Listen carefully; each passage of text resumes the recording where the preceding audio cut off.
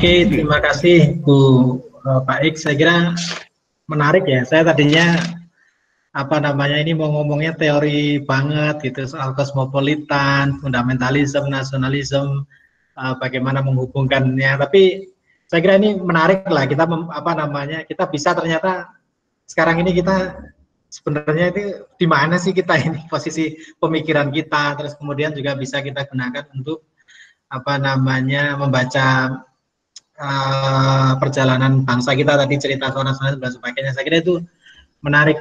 Nah, selanjutnya mungkin kita beri kesempatan teman-teman untuk tanya ya, Bu Baik ya. Ya, silakan. Silakan teman-teman, boleh diketik di chat atau nyalakan mic juga bisa. Mbak Silvi mau beri komentar, Mbak Silvi? Kasih kesempatan dulu yang lain bertanya atau gimana? Ya, kalau ada yang bertanya, kita beri kesempatan teman-teman untuk bertanya. Atau kalau misalnya belum ada, saya ingin minta pendapat Mbak. Saya manggilnya Mbak Ani loh, bukan Mbak Baik. Iya, manggil aja gitu. Santai aja. Aku punya banyak nama. Mbak, kalau menjelaskan, saya tahu bahwa sebuah fenomena itu kita tidak bisa bilang bahwa oh kalau situasi sekarang itu bisa dijelaskan dengan sudut pandang yang ini, karena semua berhak untuk melihat dari berbagai sudut pandang.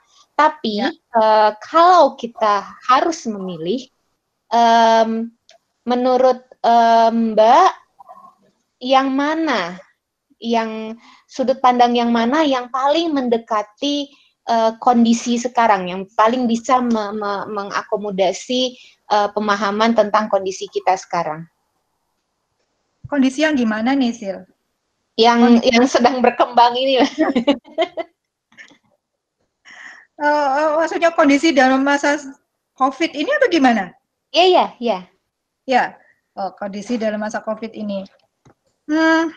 Aduh, sulit ya pertanyaannya, Silvi ini. Kalau kita bicara soal krisis seperti sekarang ini, di mana otoritas negara sangat kuat ya memegang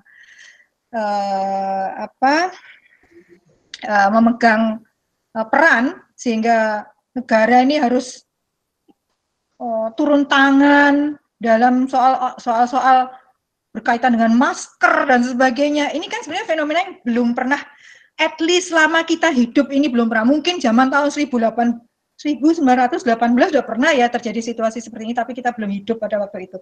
Nah, ini kita menggunakan pendekatan yang mana gitu. Kita tinggal pilih aja, Sil. Apakah kita mau jadi nasionalis ya dengan pendekatan-pendekatan yang berbasis pada nasionalisme, bisa, atau kita menjadi seorang kosmopolit, ya, menjadi seorang yang melihat bahwa ini adalah fenomena global, ya, yang kita sebagai seorang kosmopolit itu ikut bertanggung jawab sebetulnya. Nah, tadi yang di penjelasan saya di depan itu ada 3 elemen. Saya coba melihat dari kosmopolit ya, cosmopolitanism approach. Tadi ada 3 elemen kan yang kita bahas dari cosmopolitanism, yaitu individualism, universalism, dan generality. Nah, bagaimana kita harus bersikap misalnya ya, Sylvie, bagaimana kita harus bersikap nih sebagai seorang kosmopolit menghadapi situasi seperti ini. Nah, oke, kalau kita ini warga negara Indonesia sekaligus warga negara dunia kan sebenarnya.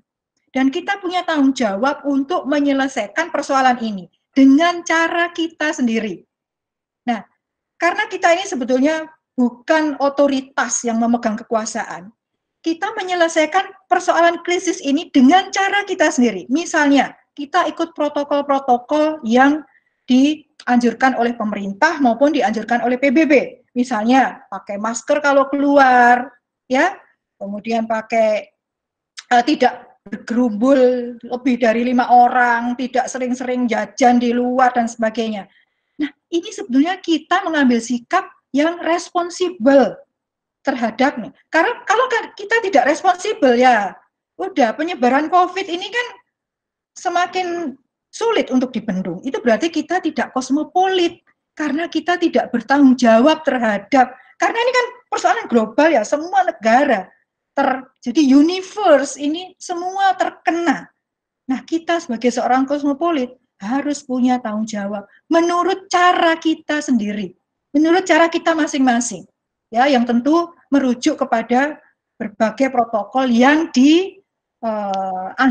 oleh pemerintah maupun otoritas yang global seperti PBB. Nah, itu saya sebagai seorang kosmopolit. Atau misalnya, dalam hal yang lain ya, tidak terhadap COVID ini misalnya, kita kan punya tanggung jawab sebagai warga negara dunia untuk membuat bumi ini menjadi tidak terlalu cepat rusaknya. Nah, gimana caranya? Apakah kita bisa sih? Kita ini loh cuma warga negara biasa, kita misalnya nggak ikut NGO, kita juga bukan penguasa.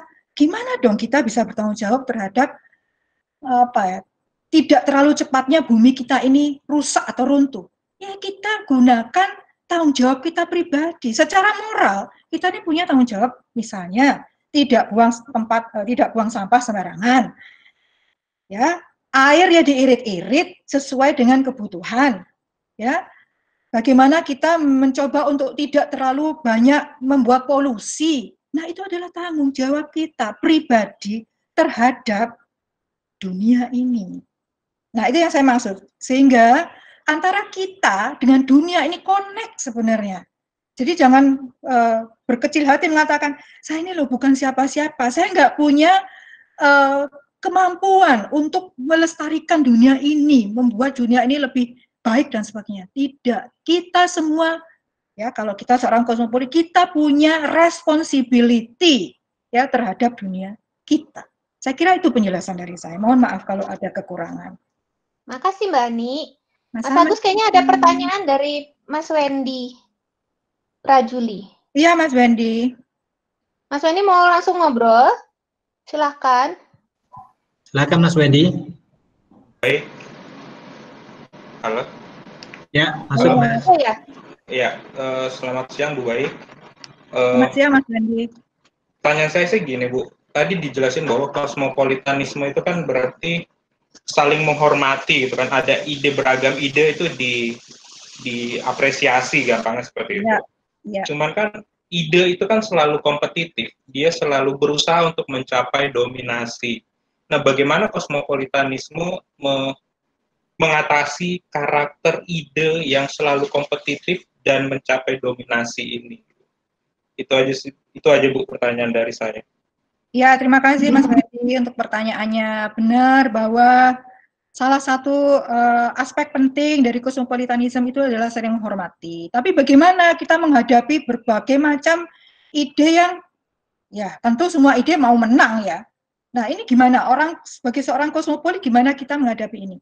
Nah, disinilah sebenarnya kita bicara soal the limit of cosmopolitanism. Semua ideologi ada keterbatasannya, semua filosofi ada keterbatasannya. Dan disinilah keterbatasan dari cosmopolitanism. Dia memang sebuah ide besar, sebuah filosofi yang bagus, ideal. Tapi sekali lagi, karena ciptaan manusia, dia ada keterbatasannya. Oleh karena itu, ketika kita menghadapi situasi di mana ide itu saling berkompetisi dan sebagainya, ya kita terima saja sebagai sebuah, ya itu adalah upaya manusia untuk menciptakan sesuatu yang mereka anggap baik bagi dunia ini. Tetapi ya tidak semua ide bisa direalisasikan, sehingga hanya ide-ide yang disupport oleh government atau ide-ide yang disupport oleh global civil society itulah yang mungkin menang. Lalu gimana dengan ide-ide yang tidak bisa mendapat tempat? Ya sekali lagi, inilah keterbatasan dari cosmopolitanism. So there is a limit of cosmopolitanism because cosmopolitanism is not a perfect philosophy. Jadi saya memahaminya bahwa ya inilah keterbatasan dari cosmopolitanism. Ya karena bagaimanapun sebagai sebuah ide dia juga ada kekurangannya. Itu pandangan saya, Mas Wendy. Oke, ada yang lain? Lanjut boleh Mas Wendy, mau tanya lagi silahkan. Ya, Mas Wendy silakan. Kalau memang mungkin belum ada yang belum tuntas. Atau mungkin Mas Wendy punya opini? Enggak sih Bu, cuma saya bertanya-tanya aja gimana hubungan di antara dua itu sih. Tapi memang benar sih, ya pasti kosmopolitanisme sendiri pasti punya kekurangannya gitu. Dan kalau kita pakai relativisme juga bisa dibilang ketika kosmopolitanisme itu diterima oleh seluruh masyarakat secara global, maka itu sudah menjadi sebuah ide yang mendominasi ide lainnya. Jadi ada akhirnya memang akan paradoks juga sih, tapi ya ujungnya jadi pertanyaan juga sih. Lalu bagaimana sih sebenarnya bentuk dari mengapresiasi semuanya ini seperti apa gitu? Apakah menjadi partikularisme atau bagaimana juga? Itu yang menjadi yang bikin saya penasaran sih Bu. Iya. Jadi kalau posisi saya ya itu ada keterbatasannya, sehingga keinginan orang-orang stoik misalnya untuk merealisasikan sepenuhnya ide-ide kosmopolitanisme ini ya nggak mungkin. Nah itulah makanya orang-orang kan mengatakan kosmopolitanisme ini katanya utopia gitu ya, tapi ya memang seperti itu. Tapi tentu tidak seutopia yang mereka gambarkan ya, karena sebenarnya kosmopolitanisme ini ya kita bisa lakukan kok dalam kehidupan sehari-hari. Sehingga saya mengatakan ini adalah utopia yang realis, ya. Utopia yang realis, utopia tapi realis. Ya, ini adalah dua kata yang menurut istilahnya apa namanya? Apa istilahnya? Saya lupa. Utopia tapi realis. Jadi dua kata yang oksimoron. Nah, istilahnya. Jadi kosmopolitanisme ini oksimoron ketika orang mengatakan ya, this is an utopian realis. Oksimoron, utopia tapi realis. Ya, gitu Mas Wendy. Oke, ini ada dua pertanyaan juga nih Bu Baik dari Ziko Aditya dengan Evelyn Ophelia. Ya, silakan. Bu Baik bisa baca juga ya di chatnya itu. Mana. Di chat, bagian chat. Bagian chat. Kanan atas, Mbak. Oke, atas ini ya. Ya, oke, yang Ziko Aditya dulu itu, Bu.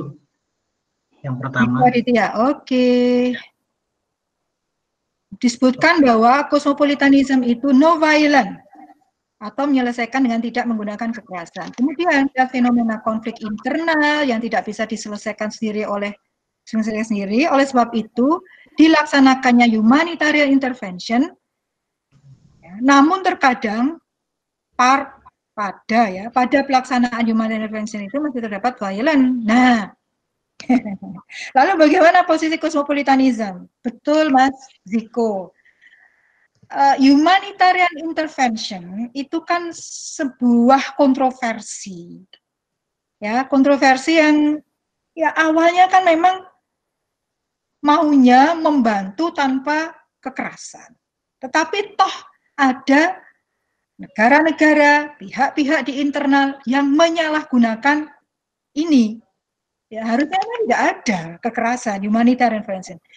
Nah, karena itu kan kemudian berkembang R2P itu ya, responsibility to protect, yang konsepnya ini adalah R2P ini pengembangan dari humanitarian intervention. Nah,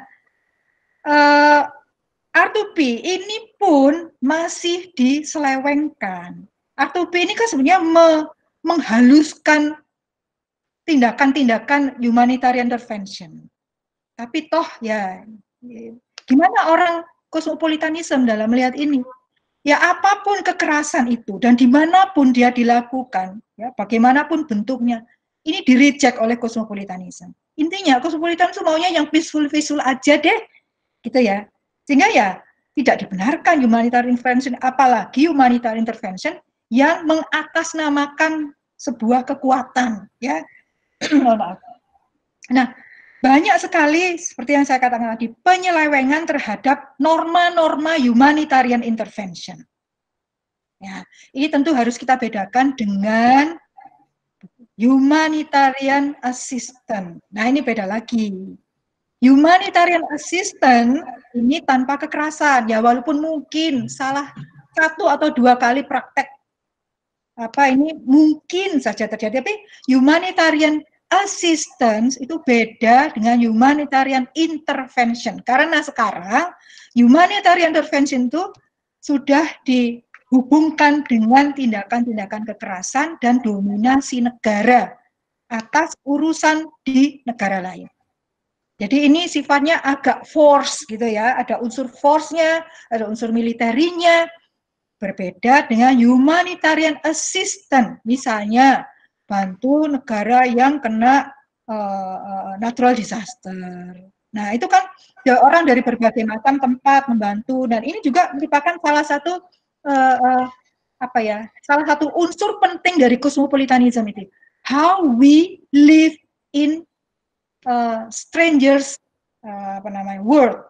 Kalau Kwame Anthony Appiah itu menulis buku Live in the ethics of live in strangers, saya lupa persis judulnya. Tapi humanitarian assistance ini berbeda dengan humanitarian intervention. Kalau humanitarian assistance ini memang unsur kosmopolitanismenya sangat tinggi, karena bagaimana kita mungkin berada di tempat yang jauh, membantu orang-orang yang tidak kita kenal, nationality-nya berbeda, race-nya berbeda, tapi kita tetap bantu sama mereka. Kita ada affection di situ. Kita ada semacam emotional attachment pada orang-orang yang menderita di tempat yang jauh, yang kita tidak kenal. Nah, di sini cosmopolitanism dari humanitarian assistance ini baik. Ya, artinya ini adalah tindakan-tindakan yang agung, yang terpuji. Beda sama humanitarian intervention. Nah, sampai di situ mungkin kita bisa nantilah kita jelaskan lagi lebih dalam ya antara humanitarian intervention dengan assistance. Oke, saya coba pindah ke pertanyaan Evelyn Ophelia. Apakah nasionalisme sama dengan komunitarianisme? Komunitarianisme. Oke. Saya pertanyaan ini saja dulu. Nasionalisme sama dengan komunitarianisme. Nasionalisme itu based on state. Ya. Apalagi ketika kita bicara civic nationalism. Kalau ethnic nationalism itu masih ya base-nya adalah etnik, basisnya etnik. Nah, bisa saja ethnic nationalism ini tidak berlanjut ke civic nationalism. Bisa stop hanya di civic nationalism. Nah, ini mungkin Evelyn bisa lihat di berbagai konflik-konflik yang berbasis etnik, ya, yang melawan negara. Ya, karena negara tentu menginginkan adanya civic nationalism dari setiap warga negaranya. Tapi, ya, di dalam negara itu ada kelompok-kelompok yang nasionalisme ini nggak sampai ke civic, dia berhenti di etnik. Nah, sementara komunitarianisme itu tidak selalu harus berbasis pada negara. Komunitarianisme itu adalah istilah yang lebih generik ya, yang menggambarkan adanya ikatan-ikatan pada komunitas-komunitas tertentu. Saya kira itu ya, pertanyaan yang satu. Pertanyaan yang berikutnya, bagaimana kalau ideologi kosmopolitanisme diterapkan tidak lebih dari retorika atau jargon politik yang digunakan untuk mencapai kepentingan nasional sebuah negara? Oke. Atau hanya digunakan sebagai landasan filosofis dari sebuah perjanjian internasional yang pada akhirnya menghasilkan sebuah kebijakan yang harus diikuti negara lain. Oke. Jadi kalau dihubungkan dengan kosmopolitanisme dengan jargon-jargon politik, ya kosmopolitanisme ini sebenarnya kurang tepat ya kalau negara itu menggunakan jargon kosmopolitanisme. Sebetulnya kosmopolitanisme ini basisnya adalah individu, dan negara sebetulnya tidak ada hak untuk memaksakan kosmopolitanisme ini kepada semua warga negaranya. Itu semua adalah free, voluntary, sifatnya adalah individu. Sehingga kalau dikatakan kosmopolitanisme ini diterapkan negara dengan jargon-jargon politik, well, mungkin pemahaman kosmopolitanismenya ini ya agak keliru ya.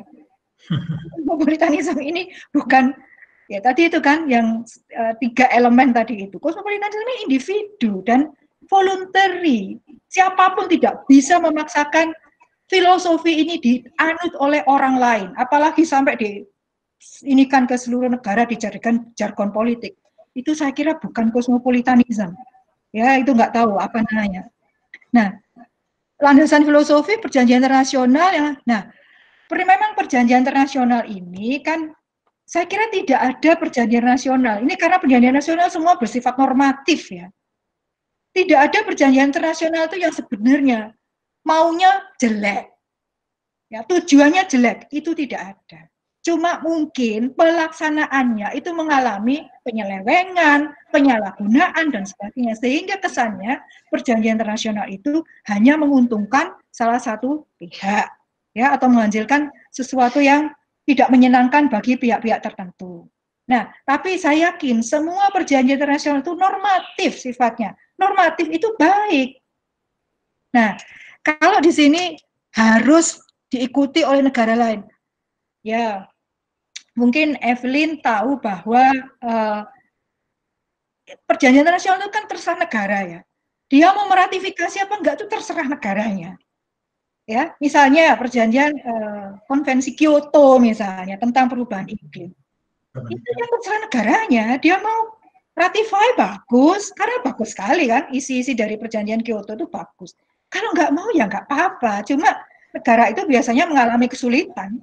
Dia sulit sendiri nanti ketika dia terkena dari, bukan terkena ya, ketika ada sesuatu yang klausul yang semua negara merasakan, tapi dia tidak.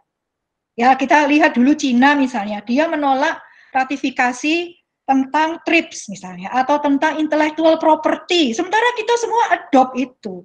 Cina mengalami kesulitan. Akhirnya Cina meratifikasi, walaupun ya tentu ada penyelewengan, penyalahgunaan, dan ya hal-hal yang mungkin di luar normatif dari perjanjian internasional itu. Gitu ya, Evelyn? Oke. Mbak Sylvie? Masih ada yang mau berkomentar atau bertanya nggak, Mas? Silahkan kalau masih ada yang mau komentar atau tanya, masih 10 menit lagi. Ya, ada, berarti. Mas, oh halo. ya, ada nih, dari Gilang. Bukti, silakan. Ya, ya, baik. Assalamualaikum warahmatullahi wabarakatuh. Waalaikumsalam. Waalaikumsalam. Halo Ibu Ani, saya Gilang Bu. Gilang ya?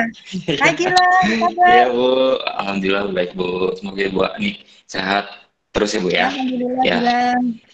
Ya Bu, jadi gini Bu, ini sebenarnya apa ya hal yang menarik Bu. Kita melihat, saya memiliki pertanyaan terkait dengan kondisi sekarang yang terjadi gitu kan. Kita saat ini kan sedang dalam kondisi wabah COVID-19 gitu, yang mana kemudian semua dipaksa untuk work from home, kemudian learn from home dan lain sebagainya. Yang kemudian menciptakan sebuah budaya cyber yang dulu pernah saya ikutin, cyberspace Bu ya. Berarti kalau misalnya di dunia cosmopolitanism. Nah, kan sekarang juga lagi marak open learning, kemudian juga banyak orang-orang yang kemudian donasi tapi dalam bentuk di rumah aja gitu ibaratnya. Nah, kemudian yang jadi pertanyaan adalah apakah ini kemudian menjadi kemenangan dari sistem cosmopolitanism Bu? Melihat kan sekarang semua orang seolah-olah ingin menjadi new heroes Bu, pahlawan baru gitu untuk dunia ini.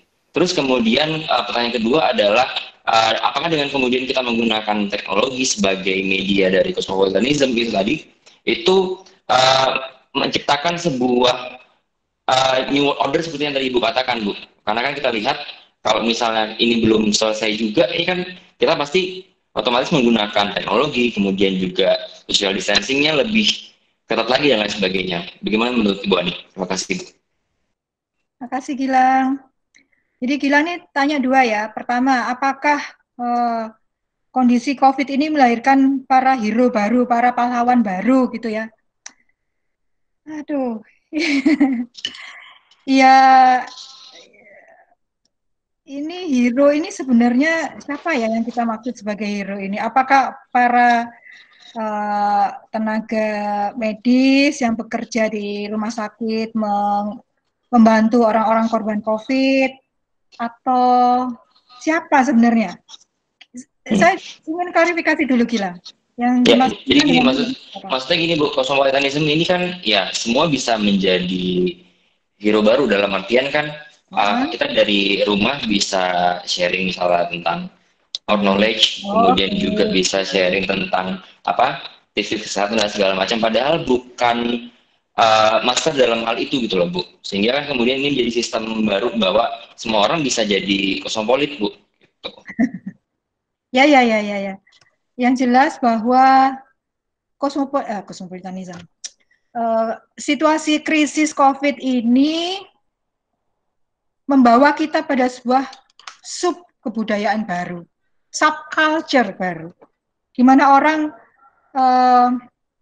ingin menunjukkan apa ya, keinginannya untuk berbuat baik pada orang lain. Ini subculture yang positif saya kira. Ya misalnya ada, nggak selalu harus ini kan maksudnya gila, nggak selalu harus dimaksudkan tenaga-tenaga medis kan, tetapi mungkin orang-orang yang membantu memberikan bantuan apa namanya untuk orang-orang yang tidak bisa dapat penghasilan ya karena semua ditutup, semua orang di rumah sehingga banyak orang yang kehilangan penghasilan dan muncullah kelompok-kelompok yang itu tadi ya membantu untuk memberikan sembako dan sebagainya yang kemudian ini dianggap sebagai new heroes.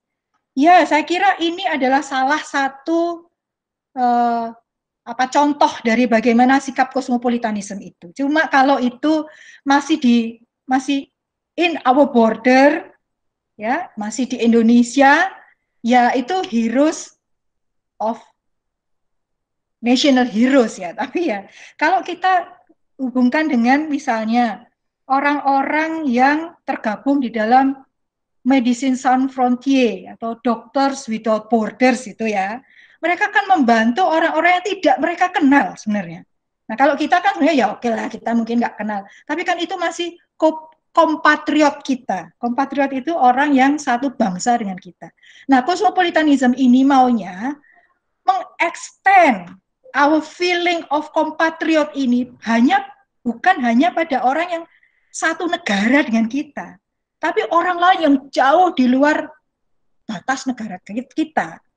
Jadi kalau para heroes baru ini ya itu tetangga-tetangga saya itu juga ada tuh yang setiap hari Minggu itu memberikan bantuan kepada orang-orang ini sembako dan sebagainya itu BLT atau apa ya itu oke lah itu mungkin bisa kita kategorikan heroes. Tapi yang heroes di dalam cosmopolitanism ini sebenarnya ya tidak hanya karena sebenarnya cosmopolitanism kan maunya imparsial ya. Imparsial, jadi dia tidak hanya pada kompatriotnya saja, tapi yang lebih jauh lagi, di-extend pada orang-orang yang, ya itu tadi yang saya sebut, mungkin kita nggak kenal, mungkin kita bukan tetangga, bukan orang sebangsa, bukan orang seagama, bukan orang seideologi. Nah itu maunya orang-orang kosmopolitan.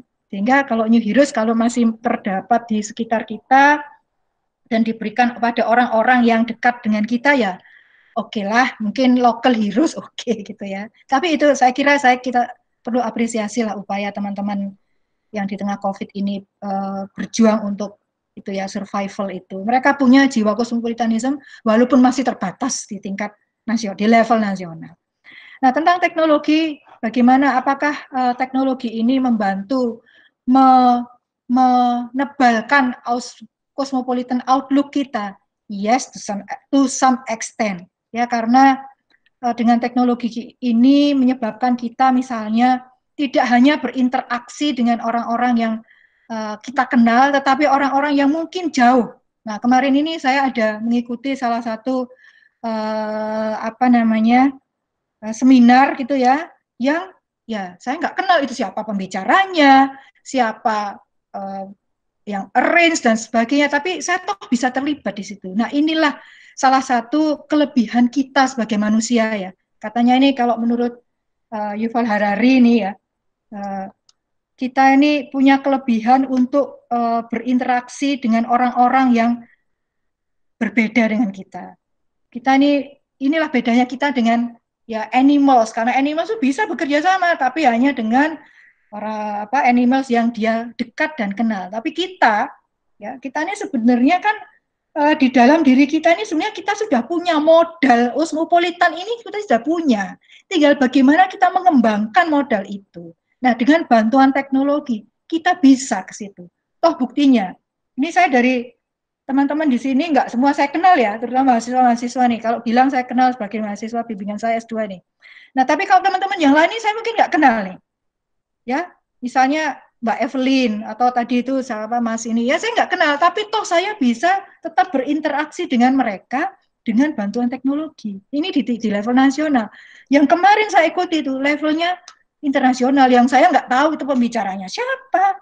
Ya, mereka dari kelompok apa, tapi toh kita tetap bisa berinteraksi dengan bantuan teknologi. Apakah ini bisa dikategorikan sebagai kosmopolitanisme? Ya, bisa. Jadi kita sebenarnya sudah punya modal kosmopolitanisme, tinggal bagaimana kita mengembangkan dan dalam bentuk apa. Saya kira begitu ya, Gilang. Baik Ibu, terima kasih Bu Ani. Terima kasih juga Mbak Silvi dan Mas Agus sudah memberikan kesempatannya. Sama-sama Mas Gilang. Teman-teman semua, karena walaupun kita ada di dunia maya, tapi ternyata waktu tetap masih harus membatasi. Kita niatnya untuk sampai jam 12. Ini ada siapa? Mas Dion mau menanyakan sesuatu? Kalau masih ada waktu. Oh tidak, oke. Iya. Kalau Mas masih Dion? ada waktu. Halo. Bisa dibuat cepat sedikit? Tentang singkat saja. Kosmopolitanisme ini kan ada ambiguitas dan paradoks di dalam tujuannya. Seperti dia ingin mencapai mengembrace perbedaan, tapi juga ingin mencapai kesetaraan, ingin membentuk nilai universal, tapi di saat yang sama dia harus menghargai perbedaan kultural dan sejarah, kan Bu? Ya. Jadi gimana dia menyeimbangkan itu dan sehingga tidak menjadi ambigu dan paradoks gitu. Ya itu aja Mas Dion. Ya. Ya terima kasih atas pertanyaannya. Sekali lagi ini sebenarnya jawaban saya hampir mirip dengan pertanyaan Mas Wendy awal tadi itu ya. Ya inilah keterbatasan dari kosmopolitanisme, karena ide-ide itu banyak sekali. Sehingga bagaimana menerapkan atau istilahnya apa ya, mengimplementasikan nilai-nilai kosmopolitanisme memang tidak maksimal. Ya tidak bisa kita mungkin memuaskan semua pihak gitu ya. Karena banyak nilai-nilai itu yang clash sebenarnya antara satu dengan lain. Makanya Mas Dion mengatakan ini ada ambiguity and paradox. Karena sekali lagi kosmopolitanisme itu punya keterbatasan. Ya, semua ingin menang, semua ingin dilakukan, semua ingin terpuaskan, tapi nggak mungkin. Ya inilah salah satu kritik dari filosofi kosmopolitanisme. Dan sebenarnya semua ide, semua ism, ya semua ideologi itu kan punya keterbatasannya. Sama seperti kita bicara soal nasionalisme, ya punya keterbatasannya. Dia bisa berhenti hanya di etnik, tidak ke sivik, gitu ya. Walaupun negara itu mungkin sudah ya bekerja berbagai macam cara untuk supaya sivik nasionalisme itu terbentuk, tapi toh ya sekali lagi ada keterbatasannya. Saya kira sama dengan kosmopolitanisme, ada keterbatasannya sehingga implementasinya tidak bisa membuat semua orang itu happy. Ya, saya kira itu ya Mas Dion. Terima kasih atas pertanyaannya. Terima kasih Mbak Ani, kayaknya memang itu adalah pertanyaan terakhir dari Mas Dion. Sekali lagi terima kasih untuk kesediaannya membuka rangkaian webinar AIHI ini. Ya, terima kasih kembali kepada Mas Agus, Silvi, dan semua yang sudah berpartisipasi dalam terlaksananya webinar seri 1 ini. Iya, terima kasih banyak Mbak. Rancangan kami teman-teman bahwa ini akan dilaksanakan rutin tiap minggu dan dibuka oleh Mbak Baik Wardani hari ini dengan keren banget ya Mas Agus ya. Bernas sekali kalau kata media itu, dan karena ini ditujukan adalah untuk mensupport perkuliahan juga, maka rencananya itu adalah akan diselang-seling antara teori dengan praktek, yang teoritis dan yang praktis maksud saya. Ya. Nah, yang teoritisnya minggu ini, maka minggu depan kita akan coba yang praktisnya. Mudah-mudahan ini bisa ditampilkan. Minggu depan kita akan mengundang 2 diplomat yang sedang berada di Jepang dan di Tiongkok, dari KBRI Beijing dan KBRI Tokyo, dan akan bicara tentang Indonesia's Foreign Policy in an Age of Citizens Protection and Image Building. Jadi yang ini akan kita sasarkan untuk mata kuliah politik luar negeri atau kebijakan luar negeri, apapun penamaannya. Kalau di Mbak Ani di Unair apa ya Mbak disebutnya ya?